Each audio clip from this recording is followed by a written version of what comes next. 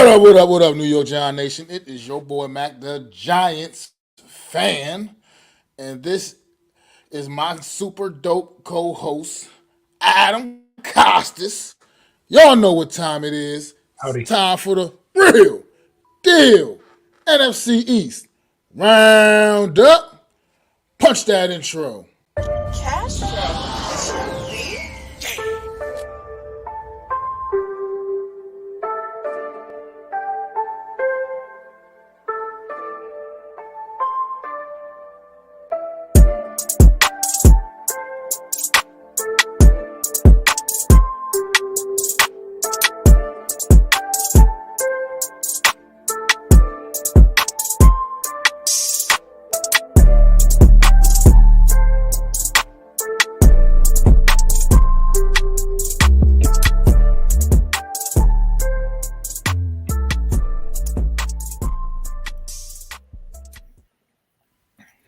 Good afternoon, everybody. How y'all feeling out there? Week 13 in the books. Man, it was a interesting weekend for a couple of these teams in the NFC East, man. And man, how you feeling, Adam? Well, another week down, and only 4 or 5 to go. Kind of crazy how fast it's going. It just seems like yesterday we started the season, and now we're at the end of the season, basically the final stretch. Yeah, this season is going by. It seems like crazy fast, man. I feel like you're right. Like you said, I feel like it was just the other day we were all getting hyped up for that week 1 matchup against the Cowboys. That the That beginning seems of like our months, souls being crushed as years. New York Giant fans. but it, It seems but like years yeah, ago. Like it seemed like it that was was a couple so months ago, like yeah, it's nuts, man. and so much has But happened for most of these teams in that time frame. absolutely, man. I mean, it's been a it's not. We don't have any games to talk about today, man. So we're going. I guess we can start off. We'll start off with that team, Dallas. They played open the weekend, week 13 up on Thursday night against the Seattle Seahawks. It was a great game. Probably the best Fantastic. Thursday night football game of the season thus far. And the Cowboys ended up pulling it out in a big one, 41-35, where they took Seattle's absolute best shot. It wasn't quite good enough, man. How do you feel about this one, man? Well, first off, I want to start with good job by Seattle bouncing back after a couple beatdowns they've had. You're right. They gave Dallas their best shot on Thursday night, and this is why we talk about good teams. They find ways to win, and not to mention Dak Prescott is playing out of his mind. He went tit for tat with Geno Smith. Geno Smith had to raise the bar to Dak Prescott's level, which he couldn't do the entire game, but he made some nice throws there and there. He kept his team in the game, but at the end, Dak Prescott shows you what he can do. And they played well. They played well offensively. Defensively, they got a lot. They got a lot to work on, and we'll find out if the opponent was just an unfamiliar foe, or if there is some really leaks in that defense. Obviously, Metcalf had his way with the interceptions leader in Deron Bland, but Deron Bland did have the last laugh as he did get a couple picks as well. So, Dallas is opportunistic. I think they are a Super Bowl team. We got to if we're putting the Lions in that category, we got to put the Dallas Cowboys in that category because what both those teams have is offense. And if their defense plays up to par, it's a tough out for anybody. And I think the Cowboys are showing you they have layers.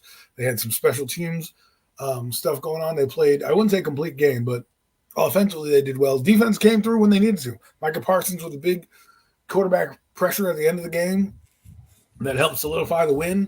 I mean, those are the type of things you pay those guys big money for to close out a game for you. I know a lot of people were on the spaces I go on. Well, I've been on spaces for a couple of days now. I'm trying to take a break from Twitter, but they usually say we need the closers. Well, that's what Micah Parsons did. He became a closer. He did what he had to do. He might not have had the best game statistically overall, but he did what he needed to do. It's like a slugger in baseball. You can strike out the entire inning, but if you get a home run to win the game at the end, I don't care. And that's what you do. Or a pitcher, a closer. I don't care what you look like. You come in there and you end the game, and we need the game to end, and you come in and do your job. That's what we need, and that's what they have. And it's going to be an interesting race to the finish for the Cowboys, as They control their own destiny right now. They control their own destiny. This game against Seattle, I'll tell you what, it was against a good team. They probably were slightly overlooking the Seattle because of how they played the last couple of weeks, and then you had this game on Thursday night, which kind of throws off your body mechanics as well. So big game they have this week coming up. I thought it was fun to watch. I enjoyed it thoroughly, and I'm not even a Cowboy fan. Just as a football observer, it was fun. So good luck the rest of the way. Yeah, it really was a great matchup. Like I said, Thursday night games are notoriously bad. Usually games that people want to kind of forget about. But this one was definitely an epic matchup. It was really compelling. All phases, man. All both teams really came out and played some and like just inspiring football, man. DK Metcalf putting together maybe his best game in a couple of Playoff football? seasons, to be quite frank, man. I mean, DK Metcalf had 100 yards receiving before the first quarter was over against this Dallas Cowboy defense, and that is saying something right there, man. Geno You Smith, forget how good he that did guy is. everything he could. He did everything he could, man, in this Second game to rounder. get his team a W. But look, it just fell a little short, man. Unfortunately, it was definitely not from a lack of effort, man. And you said you think the Cowboys defense may have some leaks in it possible. I don't necessarily know about that. I just think they just went out there against a football an inspired Seattle Seahawks team that was game and ready to go, man. And that's what happens. You got to end up with a great matchup. But ultimately, the better team prevailed apparently, and that was the Dallas Cowboys. Like you said, that their future is in their own hands now. They are now in a position. We will be talking about that later on. By the way, they are in prime position right now to get to the top of this division. So And Seattle may it's be all up falling to out of them. It's gonna favor, right? They just lost to the Cowboys. They have the Who 49ers on the we horizon. I mean, let's talk about it in the macro. 49ers this week. The macro level is this, right? The big thing is this is playoff seeding we're talking about now, right? Because now the Cowboys are legit in the playoffs. I think we could say that easily. They're in the playoffs. Like they need to win maybe one more game to basically cement it, I guess, with 10 wins. Uh, so They're in. They're in the playoffs. right. So my point Can't is imagine a scenario in which they're not going to be in the there's playoffs. four teams right now going to make the playoffs, and then the fifth team is the Cowboys, right? So now Seattle, who's falling out of favor and doesn't have a favorable schedule, and you have teams like Green Bay and the Rams and the Saints and Minnesota all jumbled in for the two last playoff spots, right? This is huge momentum swing, and Seattle plays the Eagles down the stretch, and I think you're going to see a team in Seattle when they get to the Eagles game really give the Eagles fits, and I think styles make fights. Remember, people people forget how good DK Metcalf is, man. Sometimes you forget because he's on Seattle and you don't hear about that team as much, but he is a solid player. Remember, they got him in the second round, and look, man. I didn't think there were leaks. I just think the body mechanics were off for the defense. That's why they gave up 35 points. I don't think they're a bad defense per se, but playing Thursday night, explosive offense, Geno Smith's best shot. I mean, they played a phenomenal game. You got to give hats off to Seattle, man. They really played their hearts out.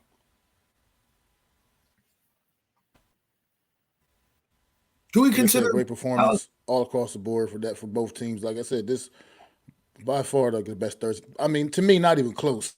As far as Thursday night games that I can recall watching this season, this one it wasn't even close. None of them even compared to this one. they have a Like lot of it good really is from primetime an games? entertainment value, just from a great football. Just watching good football and seeing what good football looks like too. Like I said, two teams going right at it. There was like a prize fight, like a title fight. It was everything. The games this past weekend, some of the couple of the games this past weekend we were expecting to get, and it was and more. You know what I mean? This was by far one of the most entertaining games of the weekend, of week 13, I should say. It was So good. what was It you was gonna really say, good. Adam? I said it was really good. I enjoyed it. I think it bodes. It just we got to get Cowboys off this ledger that they can't be good teams. Okay, they did. They beat Seattle. Seattle's a good team. Okay, not great. They're a winning ball club, whatever you want to say, and they put their best foot forward. And the Cowboys rose to the occasion. Normally, the Cowboys have choked in this occasion. Now, I'm not saying that's going to mean anything, but if I'm the Cowboys, I've just won against the Giants, the Panthers, Seattle, right? To get to the spot to where I'm at, to control my destiny. And they played like a team that's controlling their destiny. They know the last 5 games, and this is what Roger Goodell does this for, is for a seeding. They can either be the 2 seed or they're going to be the 5th seed. And it's up to them. It's up to them how they want to approach it. You know, they got a couple teams on their schedule that are hard. Out of all the teams that are playing in the NFC East for the top 2 teams, I'm not going to count the Giants. Really, I'm not even thinking playoffs with that team. But out of the 2-team race, right now, the Cowboys have a tougher schedule to get to number 2 than the Eagles do. Doesn't mean they won't win the division. Doesn't mean these things can't rise to that occasion. But if you look at it, there's a lot going on in this NFC East playoff picture, and they rose to the occasion. And I hate to say this, but I'm going to enjoy watching their next game when it comes up. But we'll preview that in a few minutes. So I'll stop here, and that's all I have to say really about this game. I don't want to dive too much into anything else. Well, I mean, the only thing Cowboys really got going against them is the tiebreaker scenarios. Right now, the Cowboys, all 3 of their losses have been against NFC conference opponents. So not division losses other than the one against the Eagles earlier, but they've had all their losses have been NFC conference losses. That could come back to unfortunately rear its ugly head. Well, the Arizona loss. How things fall out. Well, yeah, but at the end of the day, they're still San Fran, the Eagles. Those are still NFC count. I mean, they all count as NFC losses within the NFC. Whereas the Eagles, they had that ugly loss against the Jets, so that won't really affect them much in the tiebreak. I don't know. It just depends. Tiebreak that might tricky if they end up with the same record or whatever, right? So technically, I don't know what they go to first. I don't know if they go to conference record first or they go to opponents first. I don't know. I'm not even sure how. I think they first go with division record. Then if the division record is the same, they go with, I think it's the overall record, right? So if your overall record's better and you win the division you're going, if you're tied with the same record, it then goes to the team who has the better conference record. If you play the conference record, then it goes to common opponents, meaning, common opponents are the Jets, the Bills, and a few of the other teams that you play throughout the game. So if they were to end up with the same conference record, that loss to the Jets could hurt the Eagles because the Cowboys beat the Jets head-to-head, right? So that's mathematics that we won't know. All the Cowboys have to do is take care of business this week, and your destiny is right in front of you. That's it. Your destiny is in front of you. That's all I have to say about the Cowboys is your destiny is in front of you. Will you take advantage of it? We'll see, man. In the chat, man, no mess, no nest, no Jets. Appreciate you stopping through, bro. And SAI Trauma, man, most definitely thank you for stopping through, man. We get that Tommy Cutlass back on the field this week. We'll be talking about him in a few. But before we do, we're going to talk about this ugly game down in Washington, D.C. on Sunday afternoon, man. I really don't know what's happened with this football team. I mean, they have... To me, they are now considered. You got to consider them maybe one of the worst, probably potentially the worst team in the league, one of the worst teams in the league. The way they've been playing these last few weeks, their whole season hasn't really played out like that. I mean, they showed some signs of potential of being a slightly competent football team at points of this season, but these last few weeks have been absolutely just. It's just been one blowout after the next. I mean, the Giants game wasn't necessarily a blowout, but we know it should have been a blowout if the New York Giants had any real sense of offensive continuity going on in that with their team, the way that game had played out. But at the end of the day, this Washington Commanders team has been absolutely atrocious, and everybody they've been playing the last few weeks have been just completely taking it to them. Any thoughts on this one? Well, I don't want them to give up on Sam Howell too quickly. I know he's having some bad games, some rough patches. This is what was to be expected, as well as this team's in turmoil. They just fired their defensive coordinator. Right now, the defense stinks because Ron Rivera stinks. Their offense doesn't know how to adapt to what's being played on them. They can't have a track meet type of game. They're not built yet. They're a crappy team that overachieved. I think they should put in. I mean, if I was Ron Rivera, I would have probably benched Sam Howell and put in Jacoby Brissett while I was mathematically still in it.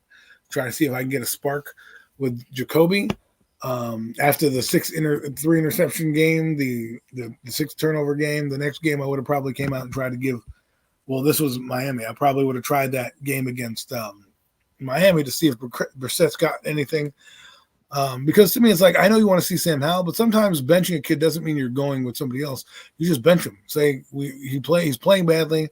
I want to make sure that he clears his head and he'll come back and start. I know people worry about psyche, and that's what's going on with the Jets right now. And I'm going to try to land this plane in a moment. But what I'm saying is that I don't think the Commanders are playing to win anymore. I think they're trying to get the highest draft pick they can. I think they're still going to stick with Sam Howell, but they're going to pretend they're going to go with quarterback so they can get a boatload of picks. I don't know if Eric Bieniemy is going to be the coach here next year. They've got a lot of teams out there right now.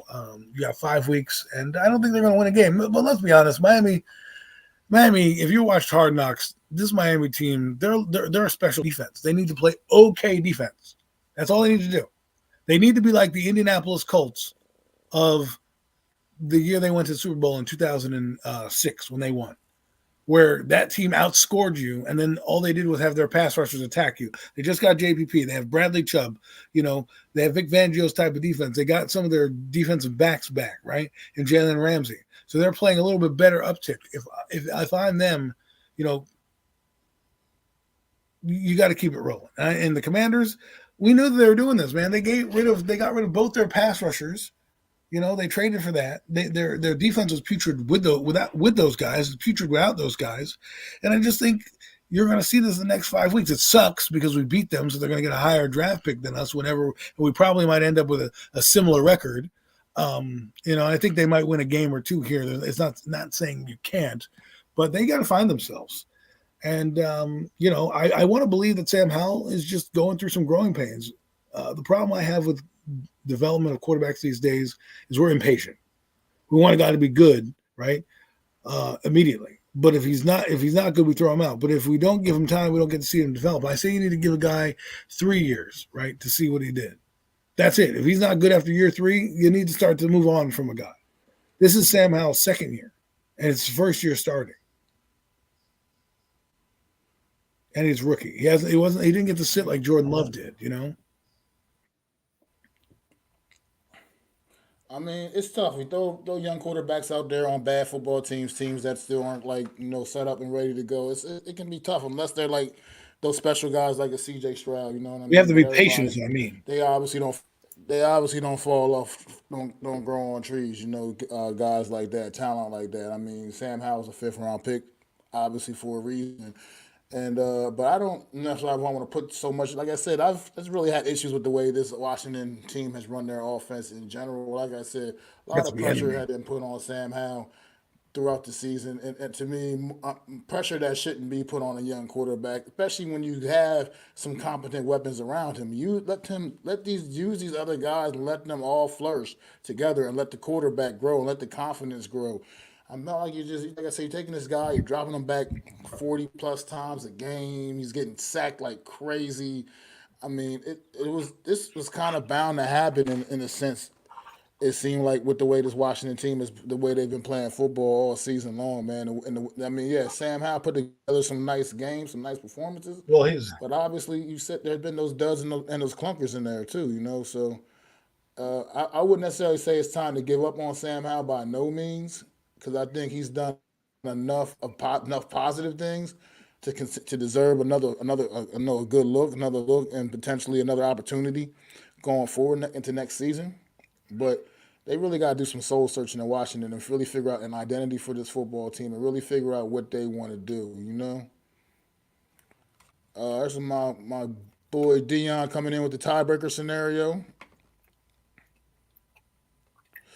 He says the tiebreaker orders: 1, head-to-head; 2, division wins; 3, common opponents; 4, conference record; 5, points differential. Cowboys still have a chance for number 1 or 2. I would say 2. None have to go to the Baltimore. Well, the thing is this: Niners have to go to the Baltimore. They play Baltimore on Christmas Day. But if we were to look at the Cowboys' record, I don't mean to jump back to the Cowboys, but since Commanders suck, we don't need to continue with them. But the Cowboys have the Eagles, Bills, Dolphins, Lions, and the Commanders, right? So they have a pretty heavy schedule. If you look at the 49ers, their only game they have big game, they still need to play. Like they played the Cardinals. No, excuse me, they played the Seahawks this week. Not a bad team, but anything can happen. Let's just say. Maybe emotional letdown, who knows? But the Cardinals, the Ravens, Commanders, and the Rams. So if you were to put their schedules up against each other, again, division game, the Rams not going to be easy, but compared to what the Cowboys done, and then you have the Eagles, real quick, just to bring it all full circle here. Oh, and we still have the Lions too. We can't knock them out either. They're pretty much they're in that too. So if you look at the Eagles schedule, they have the Cowboys, the Seahawks, the Giants, Cardinals, and then the Giants again. So if you were to look at the one right now, team that has the easiest one is the Eagles, right? So they can afford another loss and still be able to make home field. That's why I keep telling people they're not going to lie down anymore after this loss. It was a huge loss to the 49ers, really, really big time loss because it had so much implications. And now the last team, just so we can bring it full circle, the Lions play the Broncos Sunday night, which will be a good game. They have a chance to win that. Excuse me. They play the Bears, then they play the Broncos on Saturday, and then they have the Vikings, the Cowboys, and the Vikings again. So the Lions also have a chance to be like number 2, and they have a tough road ahead. So of all the 4 teams that are fighting for like that 2 seed, the easiest schedule is the Cowboys. That's why I said this game is big time, right? The Lions, not the Cowboys, the Eagles. That's why I said this game for the Cowboys is big time because the Eagles have, again, this is who they finish up with, the Eagles. They have the Seahawks, they have the Cowboys, the Seahawks, the Giants, Cardinals, Giants. So their last hard game on the schedule is a team they probably could knock out of the wild card potential in Seattle. So we'll get to them in a minute. I just wanted to bring it in perspective. That's all. Thank you for breaking that down too, Dion. Appreciate that. We can move on. Yeah, this Washington Commanders team. But the Commanders.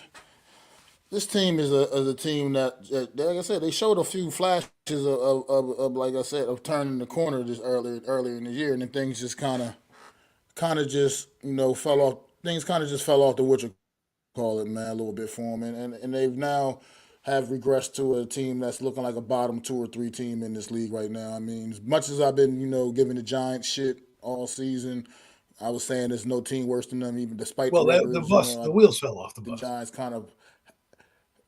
Yeah, I think the Giants played themselves out of that role a little bit. They're still a bottom 5 team in the league, in my opinion, no matter what. But there's a couple teams I would probably put below the Giants now as things stand currently. Well, but that's basically one. The Panthers. Every other team is. If you were to put our strength against their strength, I'd put Washington below us now too. The Cardinals with Kyler Murray below us now too. Kyler Murray. I still wouldn't. I'd put the Cardinals above us still. I think the Cardinals will bust our ass right about now. Still, probably have a good. Yeah, they did give it to us all day, and Kyler Murray is playing pretty well for that team. So the Bears are good defense though, man. Like honestly, offensively, probably the Bears and the Giants. A push for me. The Bears is a push for me. I think we're about. That's like about equal. We're like I would say we're like equal with a team like the Bears. We're terrible. We're in the top 10 right now. The Patriots, Commanders, and Panthers. I would put below the Giants right now. But end all be all, have too much offense. I think, even though they only scored 6 points against the Patriots, I still think they have too much offense for the Giants. Honestly, but yeah, the Chargers. It's tough. Because the problem is the NFC. I did it the other day. The NFC has no real good team because their quarterbacks are only like you got basically the 4 teams right now. Look at their quarterbacks. Jared Goff playing phenomenally. Dak Prescott playing phenomenally, but he was a 4th round pick. 2nd round pick was Jalen Hurts, right? Then you have Brock Purdy. Then you look at the AFC side and you've got bang, bang, bang, bang, bang, bang, bang, bang, bang. And I'm like, no wonder they're so dominant. So these teams on the other side, like the Cowboys, I think they can compete in the AFC. If they were on that side. But when you're in the NFC and all these teams are putrid, that's what it leads to. It leads to a bunch of this. So we'll see what happens, man. Like our offense, people don't realize our offense is really bad. It's one of the worst in the NFL. It's not the worst statistically, but it's not bad either. What's funny as part is they still won 6-0. Halftime. And there's a lot going on with Well, that that's what's Chargers team, but we could save that for premium takes. well. Let's get to what was supposed to be the headline. Well, it was the headliner game of the That was a day game of the week. on Sunday. It just didn't play Huge game out. of the week. It just didn't play out quite the way people expected it to. Oh no, it played out the People way it was. expecting probably a much more competitive football game than what we ended up receiving on Sunday afternoon in the 4 o'clock window here. This game came out, started off. Eagles got up on a quick 6-0 lead. It kind of started to look like, oh, what's going on here? What's up with the 49ers? 49ers couldn't get anything going offensively in the first quarter. And then the second quarter started, and whew, talk about just a complete switch of everything. And this 49ers team never looked back at that point, man. All the trash talking, all this offseason, the 49ers backed every bit of that up. Deebo Samuel's comments, he backed them up with the performance he had. Thank you, Mr. Samuel, because it came through for me in fantasy as well. All worked out for me. It's good. I mean, I had Debo and Brock Purdy in the same damn lineup, and George Kittle all in one lineup Hilarious. on Sunday afternoon, and that worked out. Thank you guys. Appreciate that. What you got on this one, Adam? It was a game where I expected the 49ers to win, but it was interesting how the game started. The 49ers come out apparently during pregame and kind of run through the Eagles pregame. Like, this had the old school feel of when I grew up, a 90s throwback big time game. And the 49ers came and they came to make a statement. And not that the Eagles were, and I want to hear about this. There's narrative going around where they said, no, we played, 2 games in 21 days or something, like 3 games in 21 days or whatever that they did, a short amount of time. I don't care. You're the best team in football. People are going to give you their best shot every week. You can't just put blame excuses on how you play. And the 49ers came out, played well on defense. There were times where I thought the Eagles had a chance to make plays and the clamps got put down by the 49ers. But let's talk about Greenlaw, right? And the Eagles security guard getting into it. First off, got to like the griminess of the 49er defense. However, if you're going to be like that and you're going to get tempers flare, let the players play, okay? Because that's what I want to see. I want to see it play out. This guy gets ejected because of some stupid security guard, right? And it could have affected the game. It could have affected the game. Thankfully, the 49ers overcame that, and the Eagles could not expose Greenlaw being out. But what if that impacted the game? What if that was an offensive player that got kicked out of the game or something like that? These are the type of things that sway momentum. I want everybody in it. The 49ers came for blood. They left you in a puddle of blood, the Eagles. And this is what scares me. This is why I say, I said the Cowboys control their own destiny? Well, guess what? The 49ers now own the tiebreaker over the Eagles.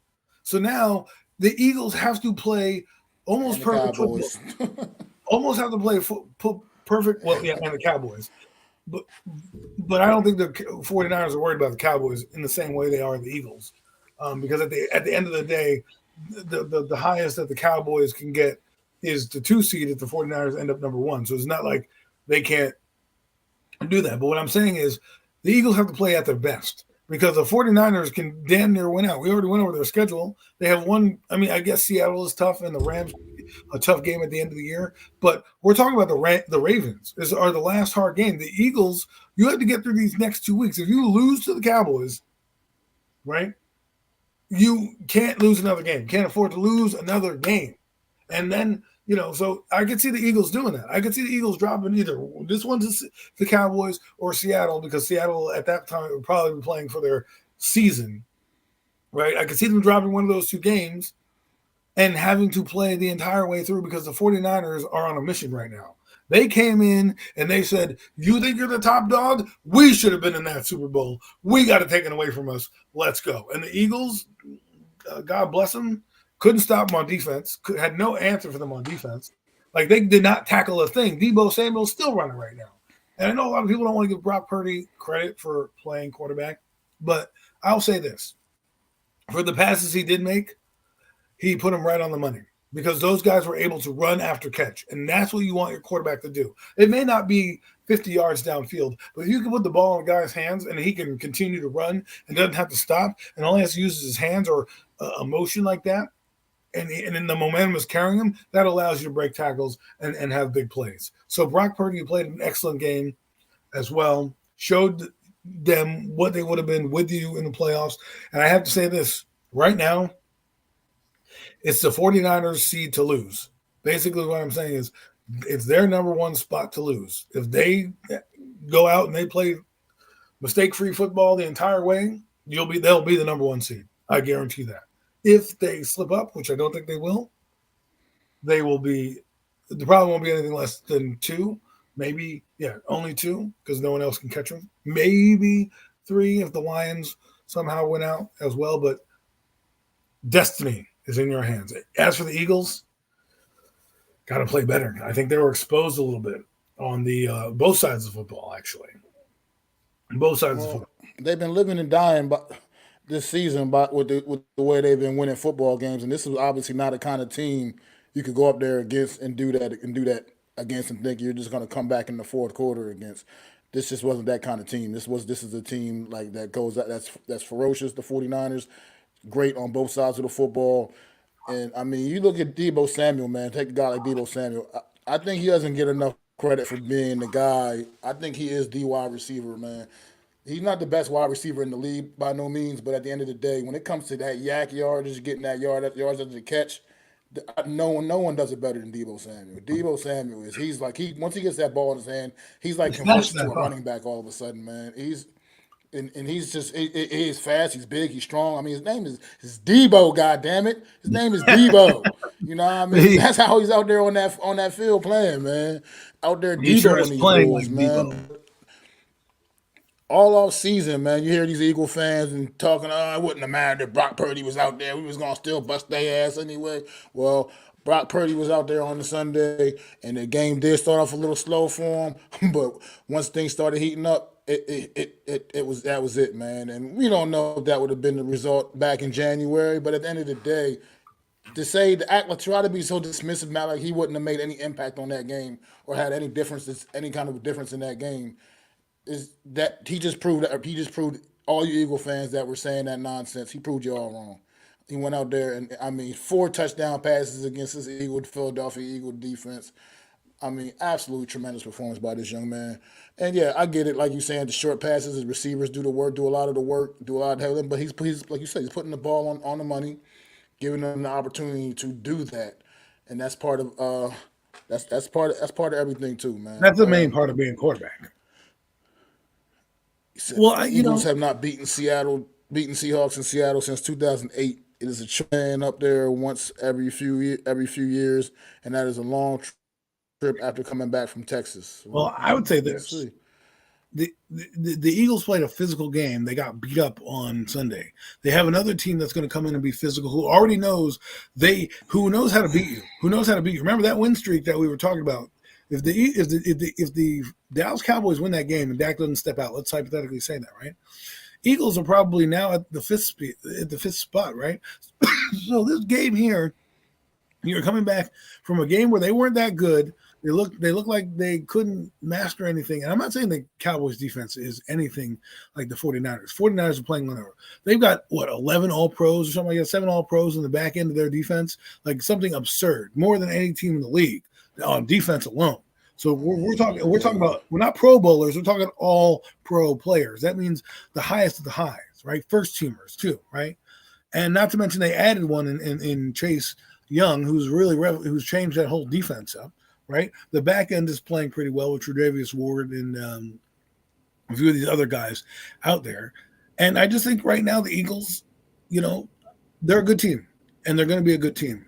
But I think if I'm the Cowboys and I'm looking at the Eagles right now, I'm looking at my chops. I'm getting them at the right time, at the right moment, after the right game. Because first off, they got their shit pushed in last week, and they're going to want to come to prove something. But now they're in your building. Now they're in the Big D. Destiny, man. Destiny. Absolutely. I mean, 49ers have absolutely just destroyed the entire NFC East division this season. They got one more to go, but I'm pretty sure that's going to play out the same way as the other ones, you know. So good luck Washington in a couple weeks with that. But Yeah, but yeah, this game will be over this at halftime. 49er team, man, they truly made a statement on Sunday. And you're right. I mean, they do control their own destiny for number one in the NFC right now. It's pretty much in the palm of their hands. Then you got to throw them out, shoot them right up to the top of the power rankings right now. I think unquestionably, until someone proves otherwise. I mean, they've gotten some big wins. They had that little hiccup in the earlier in the year with those when they went on that 3-game losing streak, but great teams rebound from things like that. And this 49 team is absolutely legit. They're absolutely great. And they proved that on Sunday with that destruction of the Philadelphia Eagles in Philly, no doubt too. I Also don't in think it Philly, I stops. mean, I don't lay think that it's out there. To go to Philly and do that and put 42 on that team, that's a statement. That's making a statement.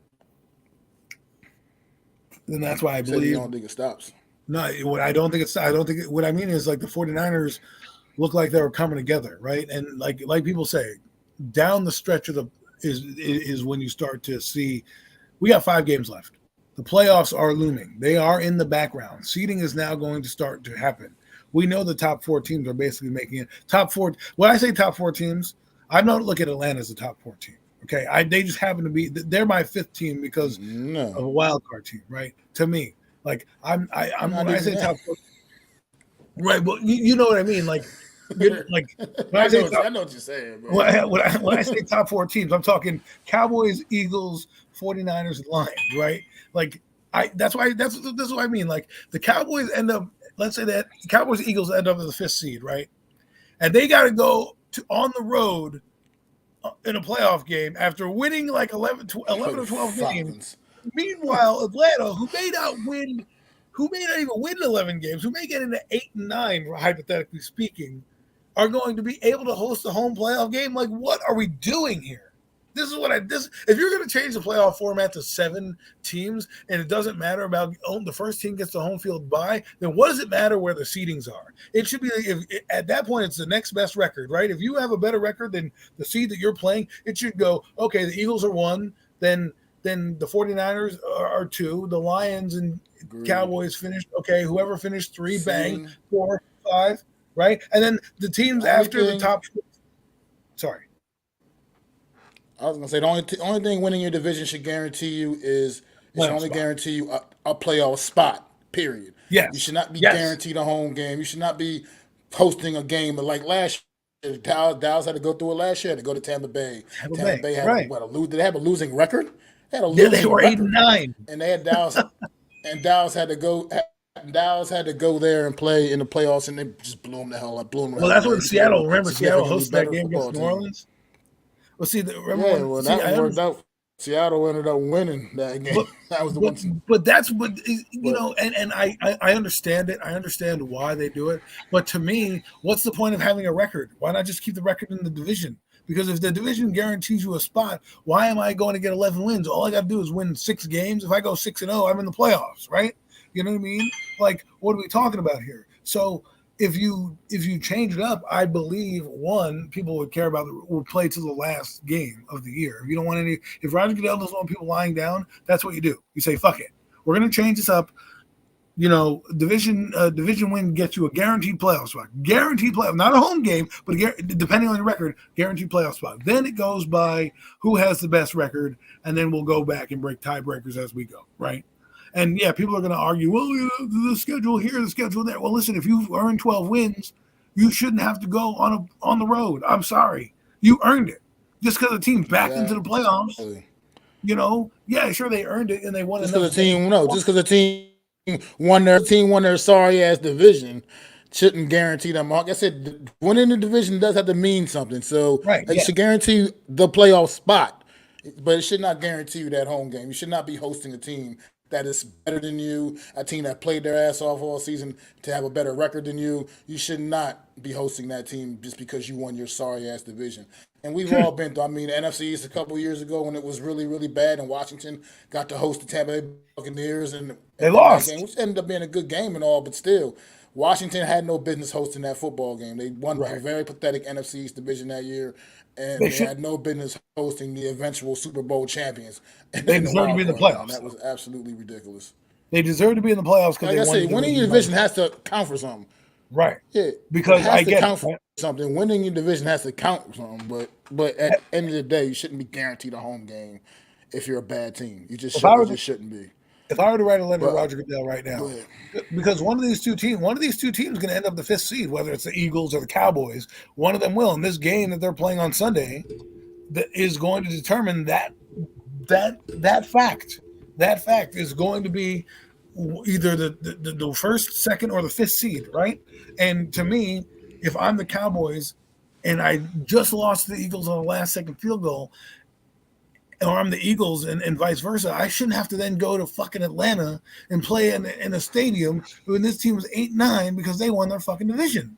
You know what I mean? It's like, why did I get to 12? Why did I fight for the top and I'm still getting used? I mean, I get it. I understand it. But if I'm the NFL, all the other sports have changed or tweaked some type of playoff format, some type of rule. Here's a change that will probably, the Caesar Sportsbook would like.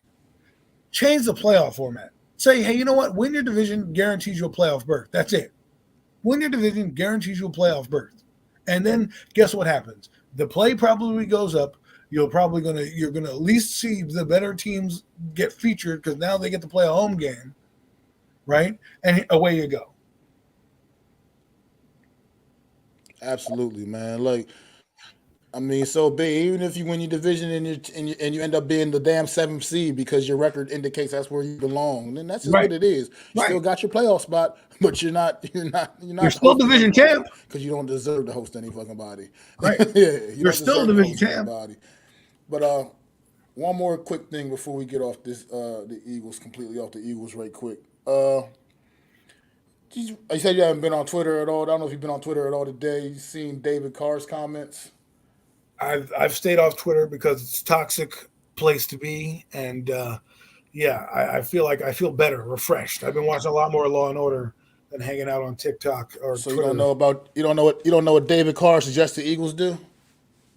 I did not. You didn't hear about that? I did not. See, Inform me. David Carr, former backup quarterback for the New York Giants and former first number one overall pick for the expansion Houston Texans back in like 2000 or whatever year that was now. 2002. David Carr, David Carr said that the Eagles should should start Mariota in favor of Jalen Hurts. And I guess he was dead serious, man. I don't know where this is coming from, but Why? what you think about those comments? I mean, I think the CTE. I'm not trying to be funny, but all the hits that motherfucker took get into his head, bro. Because Mariota does not give them the best chance to win. I mean, I don't know. Maybe he's friends with Mariota. Maybe feel sorry. I don't know why you would do that. David Carr. I don't know, man. I don't even know. Like, how do you get on TV with a statement like that? Like, did the producer not say, "Hey, buddy, this guy's in the MVP race"? Hello. Like, what are we doing here? Like one bad I game? don't Like know. what? I was just curious You ever how heard you that horribly?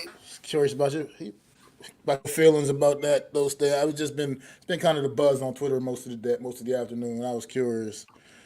It's been Oh kind my of god! weird. What's going on, Cold Cowboys though, man? Appreciate you stopping in, man. Saying the Eagles are food. Ready I'm to sorry to feast hear on that. them I'm sorry boys to hear on Sunday. that. Just dumb We will comedy. see, man. We'll see how y'all do. We gonna segue a little bit from the Eagles right now because we gonna save that for later. Eagles and Cowboys. We gonna end the show with that because that's the relevant. Right? That's the main That's the course. relevant game to talk about. That's the But main course. there is one other game this week within the division because the Washington Commanders are on a bye. Also on Monday Night Football, the Wow, Green thank Bay God. Packers will be traveling to the New York Giants, coming off their bye actually. So we'll talk about that briefly, I suppose, because it is a game. What's going on, Wells? Thanks for stopping in, bro. I appreciate you, my brother. Oh, I lost Adam here for a second. I guess he'll be right back, but probably have some technical difficulties. But the New York Giants going to hosting the Green Bay Packers. New York Giants on a 2-game winning streak. Tommy DeVito, young undrafted free agent quarterback, playing really, can't. I'm not saying he's playing great by no means, but he's giving his offense a slight spark, even though it hasn't amounted to any points.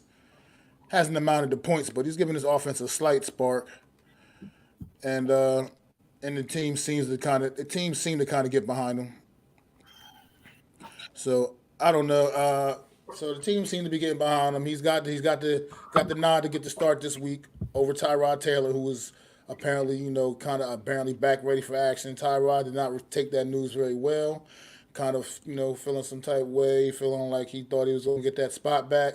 But this New York Giant team is fighting really for not really fighting, truly fighting for anything. And I kind of personally don't mind seeing Tommy DeVito because seeing if he's going to be good enough to at least be around on this team as a backup quarterback for the future going forward, because at the end of the day, Tyrod Taylor's not really truly going to be part of this team's future plans. And probably won't even be a part of this team next year as his contract does expire, I believe, at the end of this season, man. I don't think they're going to go out of their way to re-sign Tyrod Taylor, but, I mean, you never know. The NFL is a weird thing. But how do you feel about this matchup on Monday night, man? Jordan Love coming off of a couple of spectacular performances the last few weeks, man. I think DeVito getting the nod kind of is twofold for me. I think it's because the Packers won against Kansas City and the playoff hopes are a little bit slimmer than they were before. Had they lost that game, I think Tyrod gets the nod because now you're like, oh well, if we beat this team, we have a chance. But this to me is meaning tells me, hey, we're kind of punting the season, but we're kind of not because we're starting Tommy DeVito, who's better overall. Tyrod Taylor's better. Yes, you've won a few more games against lowly teams, but would Tommy DeVito have beaten Buffalo or done the same thing that Tyrod did against Buffalo? I don't know. Yes, he scored a few more points against the Commanders, but they both won against the Commanders. So, I think Tyrod gave us a chance to win the game. Remember the first game that Tommy DeVito played? He threw behind the line of scrimmage, and then the game against the Cowboys, he didn't do much either. So I think that's what the case was. It's time to, what it means to me is like, hey, we're getting a chance to look at the young player. We want to see what he can do. And even Daboll hinted, he'll go back to him. If the Giants lose this game on Monday night, they're not going to go back to Tyrod Taylor, right? This was the game to go to Tyrod Taylor to keep your playoff hopes alive, right? This is not the game to fudge around if you wanted to believe. So to me, and I think unfortunately, as much as Tommy has played, he's played okay. I wouldn't say he's played spectacular. He's played all right. The Giants have only scored 10 points last week against a solid defense. Another defense is coming in, Green Bay. They played 2 outstanding games. Jordan Love has played 3 pretty good games. The Pittsburgh game, he played okay. He was good in. The Detroit game, he played fantastic in on Thursday night on Thanksgiving. He played pretty well. In this game, he also played pretty well. So to me, I feel this is the team the Giants don't match up well against. A solid defense and a solid offense against where the Giants' weakness is scoring points. That's what's going to be the premium here. If they can get turnovers, they'll keep the game close as they always will. But again, they haven't turned the ball over much. I think you're going to see still a same sack fest that's going to go on because every team that's come in here with a mid defense, a defense that hasn't been good or didn't have sacks the previous week, even though they did against Mahomes, they're going to get sacks and they're going to eat. And if I'm the Green Bay Packers, and this is just my mindset, I have to beat the Giants. Because there's no guarantee that I get to the playoffs right now. They're 6-6. They're in the playoffs, but you still have to play the Vikings. I still think they play the Lions, and then I think there's some other team on their schedule that let's not. Why don't we just look up their schedule so we have an idea of get more context to the point that I'm trying to make? Because I'd rather do that than give you these false narratives. So they play the Giants. They play the Buccaneers, right? They play. The Buccaneers, they play the Panthers, okay, and they play the Vikings and the Bears. So if I'm looking at this as a big view for the Packers, I control my destiny, and it's because of the huge win against Kansas City. This win against the Giants now, I'm not saying they're going to win out, but leave the destiny in your hands against your division rivals, the Packers, the Bears, and the Vikings, because it's going to be tough to beat the Vikings in Minnesota, right? But these next 3 games, Giants, Buccaneers, Panthers, you could get yourself right in the mix of things. Win a couple of those games, you're maybe 8 wins, 9 wins into the season, right? And then you can control the rest of your destiny, right? I'm not saying they're going to win out, but the way they're playing right now, if I'm them, I got to believe they have a chance. And yeah, maybe they want revenge from last year, and it did cost them a playoff berth. They're going to come out. You're right. I forgot about that. They come out. They're not going to forget about that. And Jordan Love, give him credit. He's playing out of his mind. The receivers are playing well. We'll see if Christian Watkins plays. I know he had a bit of a hamstring issue, but and that's another thing is the Giants don't play well against great offenses. Not saying this one's a great offense, but if the Packers go in and score 21 points, can the Giants overcome that? Again, against the mid fucking Patriots, they scored 10 points. 10 points. They were practically, and they were gift wrapped those 10 points. You're not always going to have that. You may have I to mean, play. that same Patriot defense held a high power Charger offense at 6 points. I mean, granted, it was. I mean, but they Right. got But that yes. Patriot defense apparently isn't terrible, but the Giants Right. offense. But I think it says more to the opponent because if the offense of the Patriots did anything, right, that game, like for example, the Mac Jones, right? We're revisiting history. If he doesn't throw the interception to Bobby Okereke, they're kicking a field goal, and now they're up, driving down with a chance to either tie the game or win in overtime, right? So those two plays right there changed the game. So I'm not saying the defense isn't good, but the Green Bay defense is about as good as the Patriots defense. It's not great, it's not spectacular, but they've got players out there, and they did a number to that Kansas City team. They played two big teams. It's not like we did. We played the Commanders and the Patriots. No, they played legitimate playoff Super Bowl contenders, and they played well in both those games. So, like I said, I'm not saying the Giants don't have a chance. That's not what I'm saying. I think this is a 50-50 game. I just think right now they're catching the Giants at the right time. We're catching the Packers at the wrong time. And the Packers have to look at this in the grand scheme of things like we control our own destiny. We beat the Kansas City Chiefs. We need to go in there and beat the Giants in their building, and then we can control our own destiny. I'm not saying they're going to win out. That's not what I'm saying. That Vikings game could come down to the last wild card spot. Like literally, it could be the Vikings and the Packers making the playoffs, and it'll come down to that win, what the seed is, because you have mid teams on there. You don't think they can't beat the Giants? You don't think they can beat the Buccaneers who are struggling? I mean, the Buccaneers is a 50-50 game for them. The Giants, if I'm looking at them right now, I've got to beat these next two games, or at least go in the next three, go 2-1, that beat the Giants and beat the Panthers. And if I have to lose to Bucks, fine. But I'm just saying, I know I'm rambling. I just think Green Bay, coming off a huge win, they're not going to be overlooking the Giants, because who are they going to overlook? To the fucking Bucks? You know what I mean? They can't overlook us. It's not like they're playing us and then going to Kansas City, and I'm like, oh yeah, this is going to be a trap game. You know what I mean? They're not. We aren't the trap. We are now a road bump in their destiny, which could be the playoffs. And I think that's what they're trying to get. I think you're right in a sense, but I also believe there's a possibility. This Green Bay team is pretty young, and they have just coming off of two absolutely, phenomenal victories over, like you said, two very good football teams, and back-to-back weeks. And it's not as much that they overlook the Giants, but you can see them come. I can see them coming into this game a little overconfident, a little too loose, so to speak. Thinking, we don't have to get that kind of effort that we gave the last 2 weeks to beat this football team. You know what I mean? Like it's I not think going it's to the take that opposite. kind of effort, the kind of and I can see a young team like that potentially slipping into that trap a little bit. But the New York Giants offense is what it is. It's not good. Terrible. They don't have the ability to put points on the board. They just don't have an ability. I mean, you average 11, 12 points a game or whatever that is they averaging. Might be a little bit inflated now, a little bit more now. I don't know, but it's somewhere I think around it's there, like still the about lowest like scoring 10 to team in 12 the points a league. game. And it's just not a good offense. No matter what the effort you get from the defense, the offense still can't seem to put points on the board. So you're right. If the Let Packers me say get up to like 21 points or so, it's not likely the Giants can win this football game because they let me say haven't this. demonstrated an ability to consistently put those kind of points up on the board.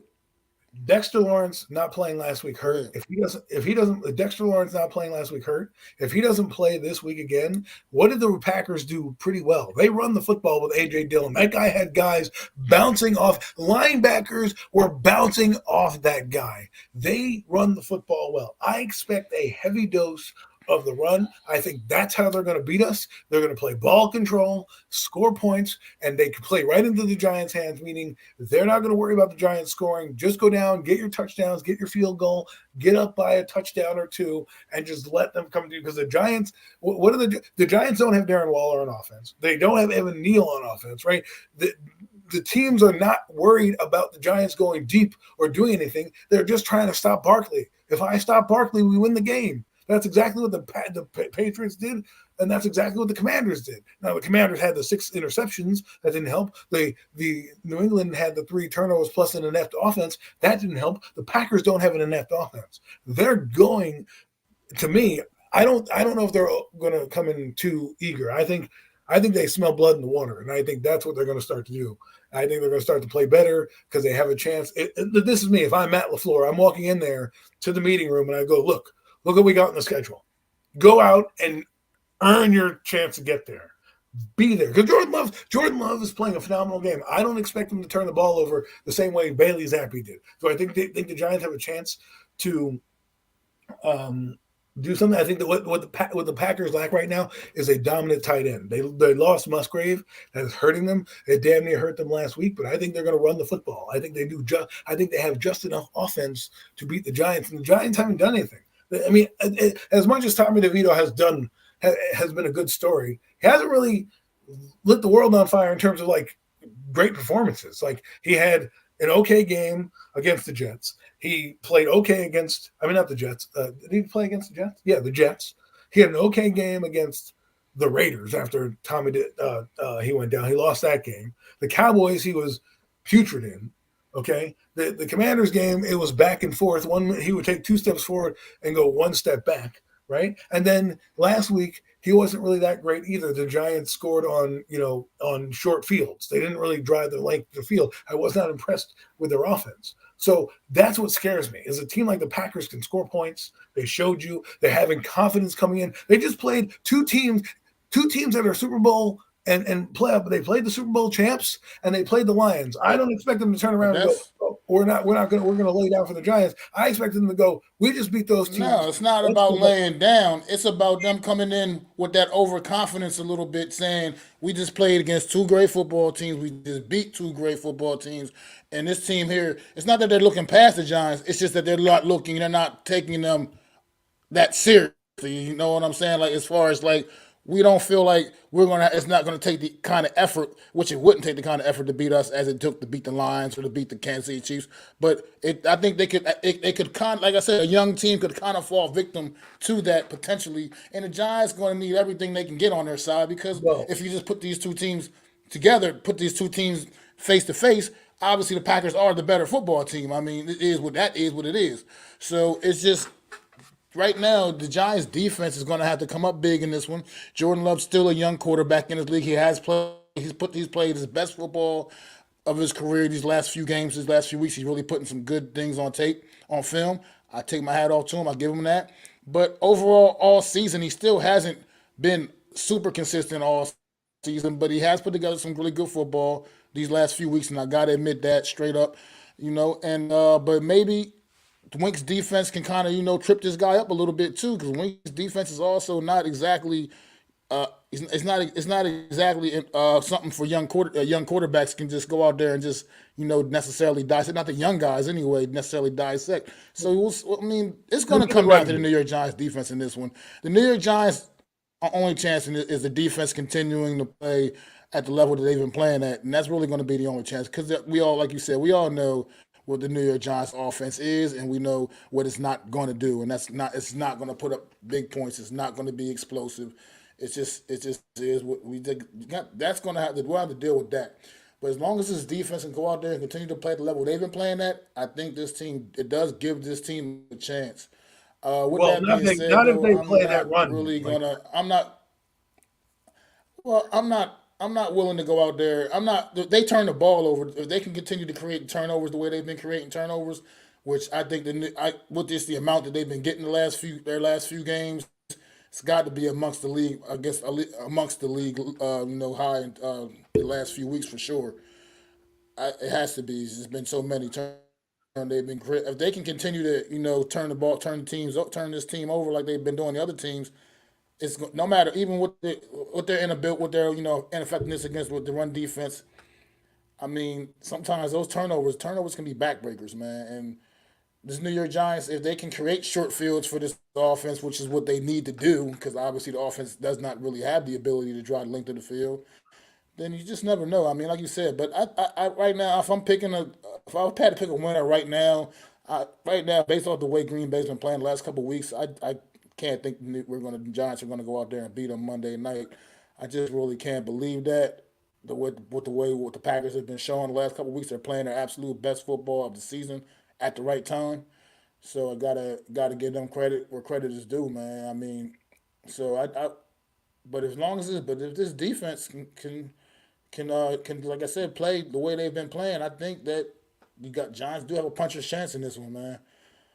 But Well, I gotta look at just the want flip to say side. what's up to my boy Unpopular Opinion real quick in the chat too. Unpopular Opinion, AK stopping in the chat as well. Appreciate y'all brothers, man. Most I will have to definitely, say man. this. If I'm the Packers defense, I'm not gonna let down, but I'm gonna have confidence going in against the Giants offense, saying, "Hey, we held the Lions in check. We held basically Kansas City in check. Obviously Kansas City has Mahomes. He played. And Mahomes is who he is. We have a chance to keep this guy in check. And if their defense, is also a factor. The reason I'm saying this is just because I think offensively it's pretty simple for the Packers. If you don't want to turn the ball over, just give it to AJ Dillon, make the game short passes, because eventually the Giants defense can wear down and you'll get big plays in the secondary because that's what they're going to be looking for.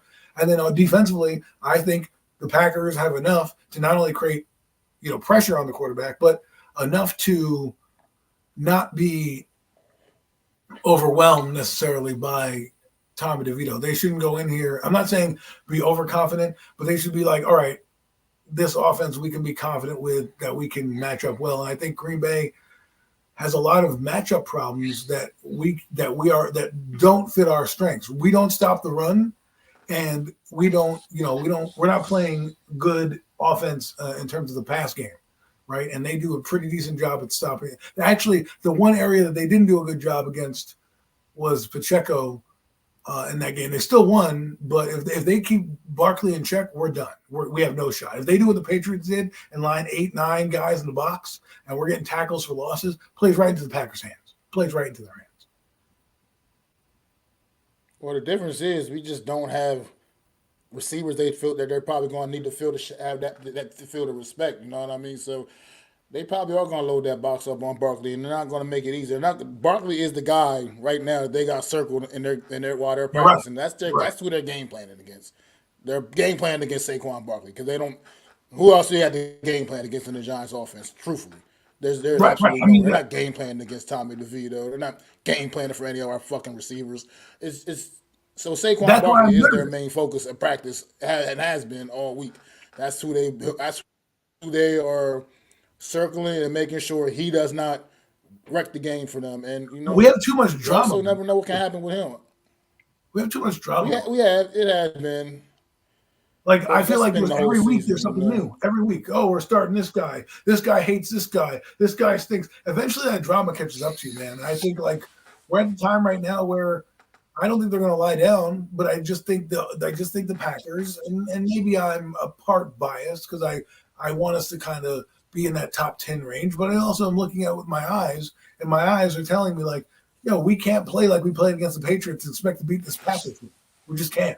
3 turnovers, yes, great. But if we're not capitalizing on the turnovers, what does that mean? The Packers are a better team than both the Patriots and the Commanders offensively and defensively, right? So we can't just sit here and say, well, our defense is going to go great. The Giants offense was putrid, and that's what scares me is I don't think they're going to come out of the bye week and be all of a sudden this juggernaut, out of the game. Can they score points? Will they throw the ball downfield? I'm sure they will. I'm sure they'll take their chances. I'm sure they have to. But the Packers, again, playing some disciplined football, have some playmakers on that defensive side that can make nightmares. It just worries me that we're playing. If I'm a Packers and I'm looking at this, like I said, from a view of here's the final stretch of games. This is what we need to do to control our own destiny.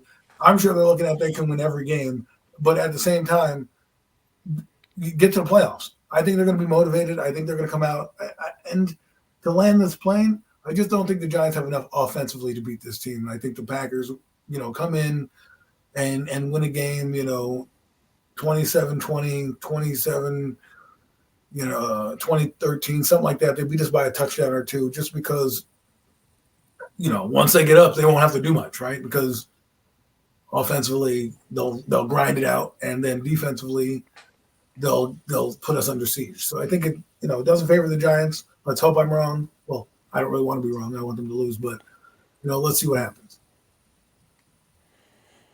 What's going on, Big Simple, man? Thanks for stopping in, bro, man. You always miss the commander spot, man. Appreciate you always, man. Washington Commanders, big time supporter, man. His team struggling a bit right now. Well, he's on vacation, but, man, maybe they'll get that shit. Maybe they'll write that ship on the bye week and get some things figured out on the bye week. Much needed bye week here, week 13. I'm not saying they can, but the Giants season is over. They're not making a playoff. No Mets, no Nets, no Jets had put up here a question up in the comment earlier. He said, why not play Tyrod? I wonder why the decision behind that. My best guess would just be because I think just to straight up get an evaluation of Tommy DeVito. Tyrod Taylor is a good chance he won't be a part of this roster next year anyway. Tommy DeVito might possibly see if this guy is worthy of keeping around as a number 2 guy, a guy you can rely on as your backup quarterback. I think most of us agree that Tommy DeVito is not the answer to coming and be a starting quarterback or anything like that. But maybe the guy can be worthy.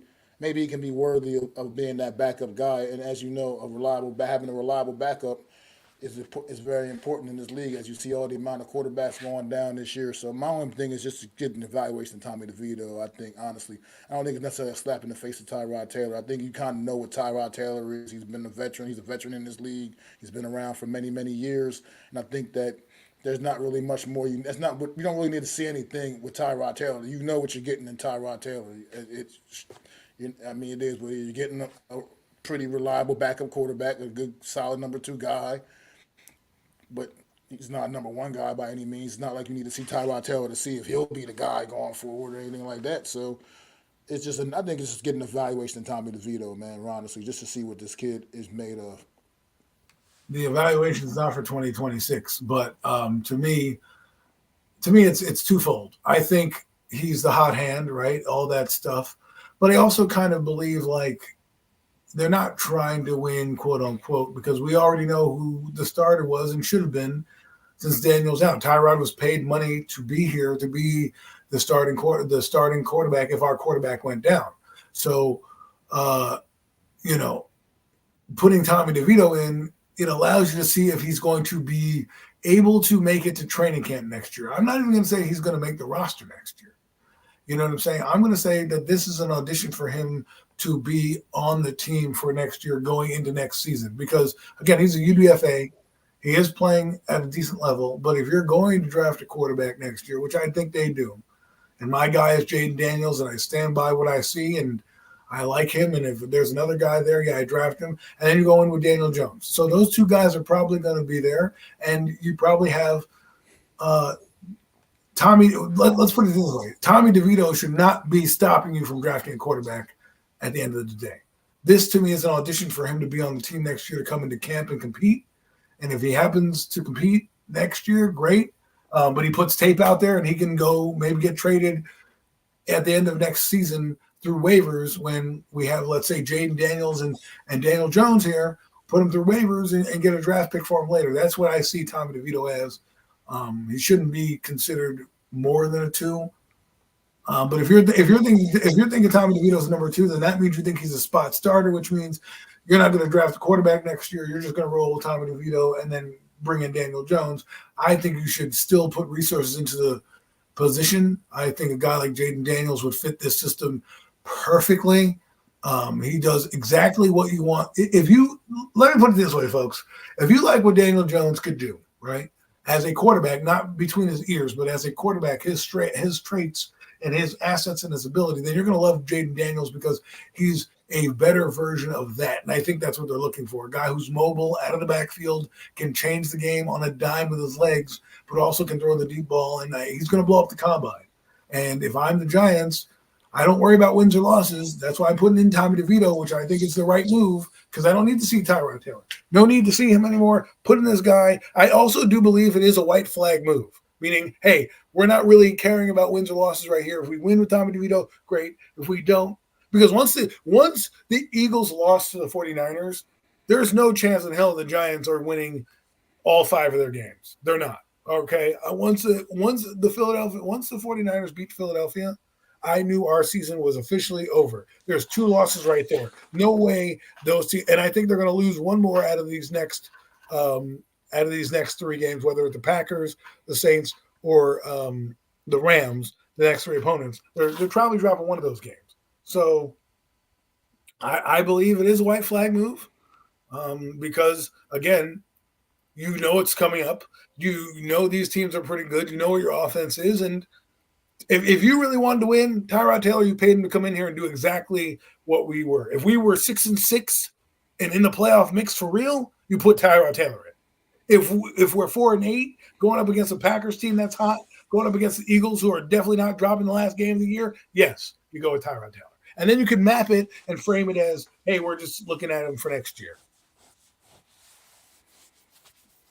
Well, all right. Welcome to the chat, my guy Willie Vassar, man. I appreciate you coming through and did put a question up there real quick. Simple answer: no. Just no. We're not good enough against Can't go even beat against. their I mean, backups. we're just not good enough, man. We're not good enough for a team like that, man. Especially if they're playing full tilt. We're just not good at. I mean, you don't score enough points. Like I said, defensively, I'm confident in the things our defense has the ability to do, but the offense can't score points. And against the Philadelphia Eagles, you have to be able to score points, and this offense is incapable of doing that. So Let's just that say kind of this. rules If us you out. believed you're I feel going to like the playoffs, that rules us out of beating the Eagles. if you believe you're going to the playoffs, Tyrod Taylor would be in the game right this week. Point blank, hands down, he would be. I 100% believe it, no matter what the hot hand is, because you don't lose your job to injury per se, right? So you're putting in the hot hand, quote unquote, and the young guy to get you know, reps. But at the end of the day, they're waving the white flag, knowing, hey, listen, we're gonna just try to. The Eagles, at best, in my eyes, they go 7-10. But I don't think they go 7-10 because I don't think they're going to win all these games. I do think they win 1 or 2 of these games, and I don't believe they're going to beat the Packers right now because they're catching the Packers at the wrong time. I think they can probably beat the Saints, but the Saints put up 28 the other day, and we can't score more than like 10 unless we're gifted 6 fucking turnovers, right? And then you got the Rams who Yeah, beat a good Browns team, a very good Browns team, so there's a lot of factors in there that scare me about these next teams. And then, of course, the Eagles aren't lying down. So it's going to be tough to win these next 5 games. 3 of them are winnable games against winnable teams, which I'm not saying they can't go 3-0 in those games, but if they do go 3-0, they're definitely not beating the Eagles, period, point blank. yeah, not beating the Eagles. I mean, but we're not beating the Eagles. Let's move on. Let's get to the grand finale, man. Let's get to the main event, man. Let's get to the Wow, what big a man. the big show. Sunday nights football.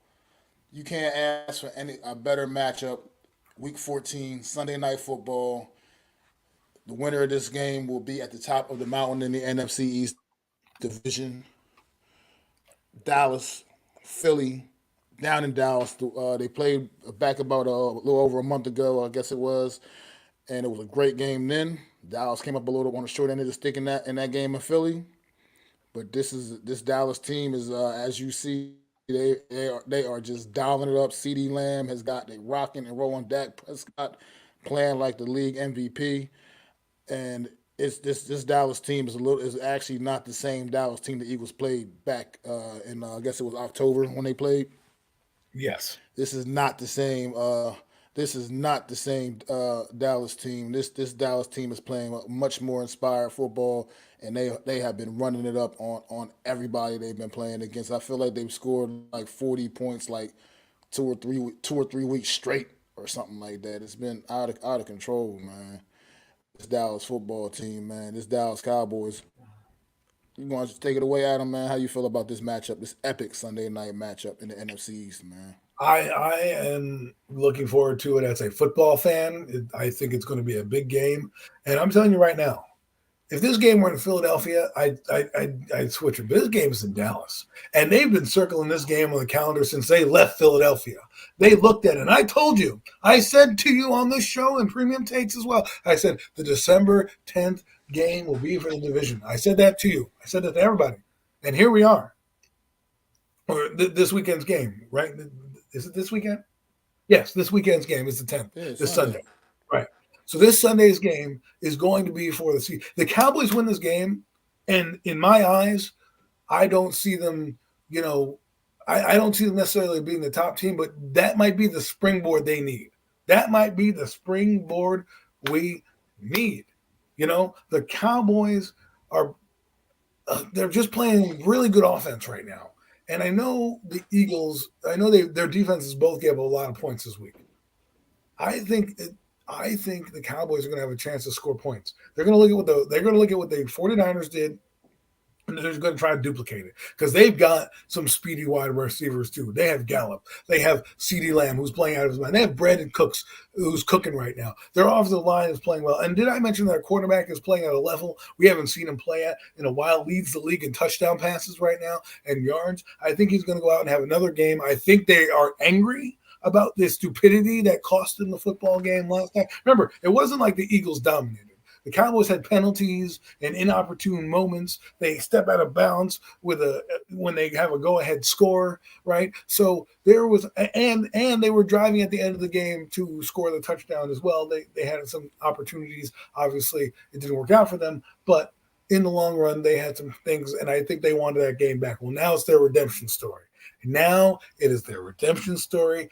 I haven't been this excited about a game since last week's 49er game, where I was like, man, this is going to be good. This is going to be another good one. And I truly believe this with my heart of hearts. Dallas is winning this game. I don't know if that means they're going to end up being the 2 seed, but I think they're going to win this game because I think they want to split, and they want to have the destiny in their hands. What I tell you about the destiny, if the Cowboys win this game, it is all in front of them. They don't have to worry about a thing. You think that they play Miami later in the year. Miami don't got to do nothing. They're winning that division in a cakewalk. They're going to have that division wrapped up by the time they play the Cowboys. And of course the Lions game, that could be for seeding right there too. So there's a lot of big games on the schedule. Go out and do it. This is what we wanted. This is what you wanted, Cowboys. This is what you wanted. Let's take the next step, because I don't really care what happens down the road, and they don't really care what happens down the road. But if the Eagles lose, like I said, if the Eagles lose, and I think they will, again, we're not splitting with them in 2 weeks. This is a big game for everything, for the entire NFC East, right? And the NFC. Because the NFC East, I look at it like this. Eagles win. I still think they have to play the last game of the year because it's going to come down to the first seed. But if they lose this game, there's no way in hell they can slip up against the next 4 opponents. And if I'm the Cowboys and I'm looking, again, on a macro level, I'm looking at their schedule, I'm looking at our schedule. We need to win this game because there's no guarantees that we're going to, this is our shot at the division. Let's go get it now. Because remember, like I said, the Cowboys, let's go over their 2 schedules. Eagles, who do they play? They play the Cowboys, the Seahawks, the Giants twice, and the Cardinals twice. You don't think they're looking at that thing saying, man, we have a chance to do big things here? Yeah, that's what they're going to look at. Cowboys, on the other hand, have some pretty decent teams still coming up. They play the Eagles. They play the Buffalo Bills, who are going to be feisty.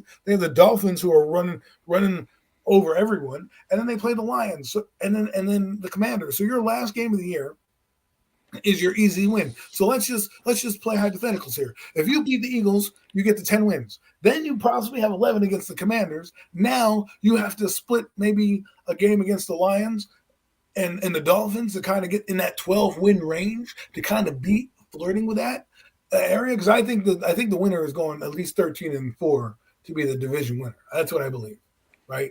13-4. Right now, the Niners have a chance to go 14-3, but I think at the end of the day it's going to be a 13-4 winner that does it. So to flirt with that and be able to be the 2 seed, and the Eagles can't, like the Eagles play Seattle, the Giants twice. They have an easier road to get to number 2. Take advantage of it now, Cowboys. I'm not a Cowboy fan, but here's what I have to say to you: do it, do it. Just make it exciting down the stretch. Put on. You saw what the 49ers did. Go do that. Don't be intimidated. It's in your building. You're getting what you want. You won all 3 of your games against opponents we told you need to win to make this game meaningful. Don't let me down. He's not going to be a turnover machine. He hasn't been a turnover machine all just year. real quick. I know you want him to be, but he's not. Real quick, Willie, man. Darren Waller, he'll be back in practice next week. They released their news. He'll be back, but that has no effect on this week's game. He's not going to be out there Monday night against the Green Bay Packers, bro. But as far as this game, man, Dallas, it's like you said, it's all in their hands. This is them. This is now they gotta prove they really want it, man. They gotta go out there and get it, seize the moment. Honestly, right now, I would say the 49ers and Cowboys are the absolute, to me, they are 2 best teams in football. Maybe you can throw Baltimore in the mix. I don't want to forget about them coming off their bye week. They had the week off and get put eyes on them this past weekend. But I think Dallas and the 49ers are the 2 most complete football teams in the league right now, currently, and they're playing like the absolute 2 best teams in the entire league, in my opinion. And I think the Eagles are catching the Cowboys. You talk about when you said the Giants catching the Green Bay Packers at the wrong time. The Eagles are catching the Cowboys at the wrong time. The Cowboys are playing out of their mind on both sides of the football. I mean, they're playing just really good, just solid all across the board, man. This team looks focused. They look like they're finally just truly focused on the task at hand. And this team looks like they are poised and primed to try to make a real legitimate run here. And it starts this Sunday. And they got to win this football game Sunday night when all eyes are going to be on them. This is all eyes. They're going to be the only game going at 8:30 on Sunday night. It's going to be this football game right here, man. Ain't nobody else. You want to watch football? You're going to be tuned in right here, locked in right here to watch the Dallas Cowboys and the Philadelphia Eagles. And I believe that I just believe right now that I got to go Dallas here because they're just playing they're playing better football than the Philadelphia Eagles, and that's just straight up. I just don't know how else to put it. I can't put it any more bluntly than that right now. I know Eagle fans don't necessarily want to hear that, but it's just the truth and it's just a reality. Dallas Cowboys right now, as things stand in this season, are currently playing better football than the Philadelphia Eagles. They are going out there and they're winning football games emphatically. They're winning football game. I mean, yeah, that Seattle game was kind of a back and forth affair. It was on Thursday night. But like I said, that was just a great football game. You get those from time to time. But this Dallas Cowboy team is out there. They're dialing up 40 on teams, man, and doing it with pretty much regular with ease. And they're doing it in a variety of ways, man. It's not even just one way. It's not one thing or another. They're starting to pick up the running game a little bit. I think they realize Tony Pollard is not necessarily that he's not your bell cow. He's not a true bell cow, and they're starting to finally work some other guys in a little bit here and there, and Tony and just making their run game a little more complete. And the passing game, you see what numbers Dak Prescott's putting up. This game right here, Dak goes out and has another like 3 touchdown game and another big win for the Cowboys. This will cement Dak Prescott winning the MVP this year. That will pretty much put that MVP trophy in his hands, most likely, if he goes out there and just has a phenomenal performance against this Philadelphia Eagle defense, which is a legitimate chance he can do that, man. I mean, it's not this Eagle defense. They can get after it, and they can still rush the passer as good as almost anybody. But at the end of the day, this defense can be had. They're not as strong in the secondary as people like to make them seem. Their linebacker play is suspect at best. I mean, so this defense can be had for the Philadelphia Eagles, and I think the Dallas Cowboys are poised to have a big, big day, man. I think they're going to have to watch Jake Ferguson across the middle of the field. I think he's an underrated talent on the Dallas Cowboys offense. and I think the CD Lamb has just been playing just out of his mind. Like I said, people a couple years ago, and I was one of them questioning if CD Lamb could truly be that number one guy after they got rid of after they traded the damn dude on the Browns. I forgot, I can't remember his name right now offhand, but when they got rid of him, people were kind of, I was like I said, I was one of them questioning if CD Lamb was Amari ready to take Cooper. that next step and be that top guy. Yeah, Amari Cooper. Yeah. Well, yes, CD Lamb is that guy, man. Well, he heard He's you, Mac. absolutely one of the He heard you best, loud and clear. absolutely one of the best at the position, and one of the best at what he does, man. And I know the Eagles Well, got a couple of guys too out there. Don't get it but it's gonna this be Eagle fun. team it's been a weird season for this football team. It's been they won a lot of games, and you know that they could have lost. Let's call it what it is. I mean, I can point out like three games, at least three other games that they could have lost easily earlier in this season, man. At least three other games. So the fact that they won them is that proves why they're a good football team because you They got find 10 ways to wins win right now. regardless. So, And the win column, it doesn't matter. Like I say, like I always say, the style points out the window. All that matters is the W or the L, and they no matter what they got 10 of them right now. So we can talk about the games that they could have lost. The reality is they did not lose those football games, well, that's what and I think is but they this lose this game here, right?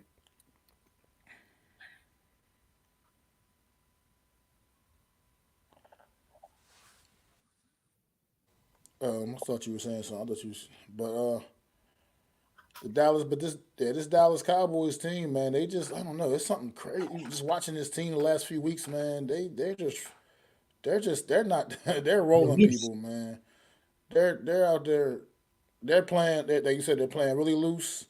This is a familiar opponent, obviously. Like I said, and you think that earlier matchup is not just sticking in their minds. Like that game was theirs for the taking, man. And it was self inflicted wounds that cost the Cowboys that first matchup and against Philly, up in Philly, man. Now you coming down to Jerry's World and on prime time, man.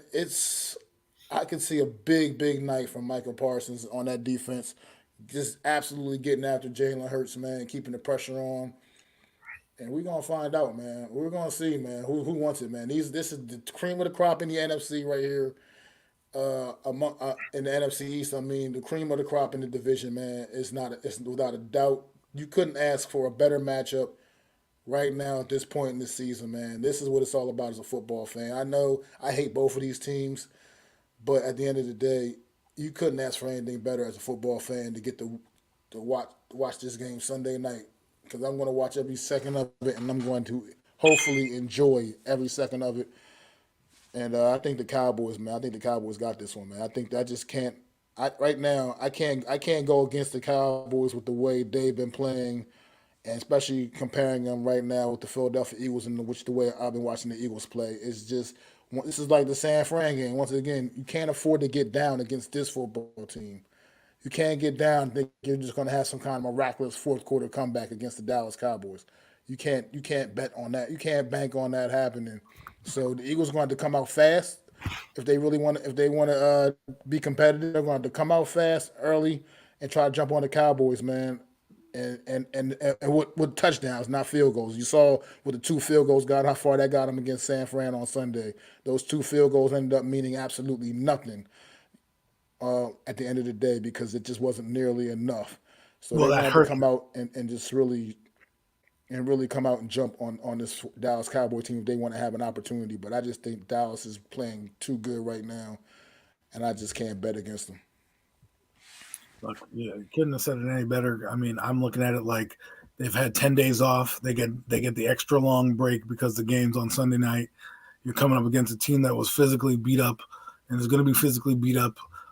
They squeaked by and got their 10th win. They did lose, so they're 10-2 right now, and it is looming. They're one loss behind the 49ers, and I do believe they want the home field advantage because they don't. To me, it's like this, right? I can't rely on them to be a wild card team, but even then, and I know the Giants. Let's say they end up the fifth seed when it's all said and done, right? I just don't think you can afford to say, "Hey, we're going to have a letdown game here, letdown game there," especially if you lose this game, which I think they are. I don't know if they beat Seattle either, but they're going to need to win out, and it's going to be a race to the end. at least for these three teams. And let's not forget, there's the Lions sprinkled in there as well. The Cowboys who played the Lions down the stretch. So there's a lot of football to be played, and this game could be a deciding factor on what will happen. I think, like I said, I think the Cowboys are getting the Eagles at the right time. I think they're crawling their side was last time they played. They should have beat this team, and they know it. They felt it. That's all they talked about was we should have beat that team. All we talked about was them handling their business. They knew exactly what was in front of them. They dismantled the Giants. They dismantled the Rams. They dismantled the Seattle Seahawks, and then dismantled the Panthers in those 4 games leading up to this game since being here. And now they're here at this game. The last test was Seattle, and they're not going in with a loss, which, would have put enormous pressure on it. But now you're going in with momentum. And now you're looking at this team knowing that and they're going to come in hungry. But guess what? You're on your terms. You're in your backyard. You get to be relaxed. They have to come to you. So now everything's in your hands. Get your 10th win, and then the last 4 games is a roll of the dice. Okay, that was last 4 games. I know they play the Bills, Miami, the Lions, and the Commanders, but if they split those 2, let's say they win this game, you could split those 2 games at the end of the year, right? Lose to the Lions, lose to Miami, but beat whomever, right? The Washington and the Bills, let's say, hypothetically speaking, and you're still in it. You're still in it for that top seed, and you still can play that game for the Lions. So there's so much at stake for the Cowboys and the Eagles. It's going to be fun. Absolutely. Unpopular opinion sports says Eagles still tough up front, so it won't be no pushover. I think the Cowboys defense is a little bit better overall, and they force a bunch of turnovers. It's about who can impose their will up front. That's a great point. This game is going to be decided in the trenches. You got a great offensive line in Philly, one of the best in the league. You going against a Dallas Cowboys, who is one of the best front sevens in the league. Something's gonna have to give there, man. It's gonna be mano y mano here, and something's gonna have to give. I mean, the Cowboys, their O line not as good as Phillies necessarily, but it's still a pretty solid group. And the Eagles also have a really formidable front seven as well. So, or at least they're on the D line, across that D line. The Eagles they're as good as anybody across that D line. So at the end of the day, man, this is going to be this should be a great old school style NFC's matchup, man. This is what the NFC's football is all about, man. This is going to take you back to the roots in the NFC's, man. This is one of those type of games. It should be. The atmosphere will no doubt be absolutely electric. You know, Jerry Jones is going to have that stadium absolutely rocking. Whatever it takes, whatever he's got to do, he'll have that stadium. Make sure that stadium's absolutely rocking. Make sure he is not gonna let it be easy. Make it easy for the Philadelphia Eagles to come down there, man, and get the job done. So we'll see, man. Hopefully we get a great matchup. But I do like Dallas here, man, on Sunday Night Football with all in the bright lights. I just think they're just the better team right now. And like I said, I just can't go against them based off of what I've been watching. Football that I've seen the last few weeks, I can't go against this Dallas Cowboy team. They're right now. They're kind of borderline scary, to be honest. A borderline scary football team right now. It just is what it is. Big Simple says Detroit is the biggest going into the postseason. They can be that team like the Bengals. Nobody suspects them. They expects them, and then they get to the Super Bowl. But they can.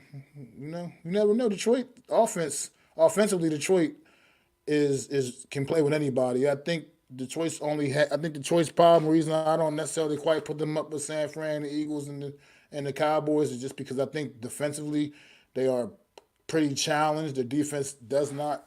The defense seems to get worse and worse each week, and that's the wrong time of the year for that to be happening. I mean, going into the postseason, you got to rely on some good solid defense, and right now Detroit Lions just are not playing good defense. I mean, they almost let the game slip away. I feel like their last game almost let that game slip away again, man, because they're just playing so poorly defensively, man. So if they can get their act together on the defensive side of the football, then you might have a point there, Simple. But right now, my reasoning for not putting them quite up, putting them a step below those other 3 teams is just because I think defensively they're just too challenged defensively right now.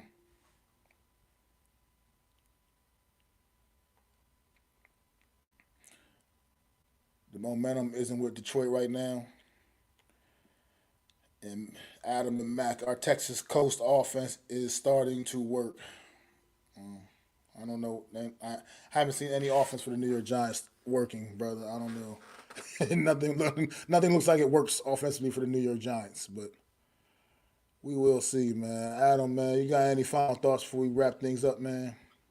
I'm just glad this game is on primetime to get the marquee matchup, because obviously Monday night's going to have 2 football games on, so it's not like even the Giants, they don't even care enough to put the Giants and Packers on by themselves. So enjoy it. It should be fun, and we'll be here next week to talk about it and dissect it and go over everything. So, absolutely, man. Everybody, man, thanks for coming out and chat, chilling with me and Adam for this last 90 minutes, man. Big, simple, unpopular opinion. Willie Vassar, no Mets, no Nets, no Jets. Always holding it down in the chat. You know what I mean? Anybody else has been here today, man? AK came through. I remember AK stopping through at one point. My guy Philly B, my boy Dion, man. Appreciate y'all, man. Wales, no doubt indeed, man. Appreciate y'all. And like Adam said, we will be back next Wednesday to dissect what we hope is a great NFC East matchup from Sunday night. And the rest of all the rest of the action going around the NFC East in Week 14, man. We'll be back next Wednesday, same time, 5:30 p.m. Eastern Standard Time. Make sure y'all tune in to another edition of the Real Deal NFC East Round-Up. I'd like to thank you all for listening. If you was feeling this, please take time to subscribe and smack them likes. Feel free to drop a comment and let me know what you think. Don't forget to ring that bell so you know when I'm dropping new content.